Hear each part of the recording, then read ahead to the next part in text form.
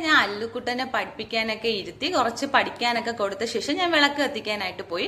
വിളക്ക് കത്തിച്ച് വന്ന് നോക്കിയപ്പോഴത്തേക്ക് ടി വി കൊണ്ടിരുന്ന ഏക്കുട്ടി നല്ല അടിപൊളി ഉറക്കം. പിന്നെ ഞാൻ ജസ്റ്റ് ചെന്ന് ആ ഒരു സങ്കടത്തോടെ ഒരു ഉമ്മ കൊടുത്തിയാണ് ഉറങ്ങിക്കിടക്കുന്നത് കണ്ട് നല്ല മൂശേട്ട സ്വഭാവത്തോടെ എണീറ്റിട്ടുണ്ട്. പിന്നെ ഞാൻ തോളയിലൊക്കെ കിടത്തി അല്പം ഒന്ന് കിടത്തിയ ശേഷം എനിക്ക് വിശക്കുന്നു, ദോശയും സാമ്പാറും തന്നെ വേണമെന്ന് പറഞ്ഞു. ഞാൻ വെച്ച് കടയിൽ പോയി പിന്നെ വാങ്ങിച്ചു കൊടുക്കാന്ന്.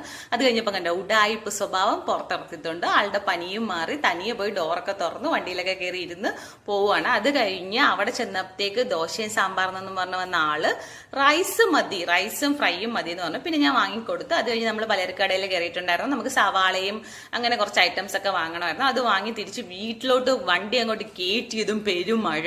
അങ്ങനെ എന്തായാലും ഏക്കുട്ടി നനയാതെ നമ്മൾ വീട്ടിലെത്തി. പിന്നെ ഏക്കുട്ടി ഉണ്ടോ പകല് മൊത്തം കിടന്നുറങ്ങേണ്ടിയിരിക്കും, കണ്ണൊക്കെ ഇങ്ങനെ വീർത്തിരിക്കുമായിരുന്നു.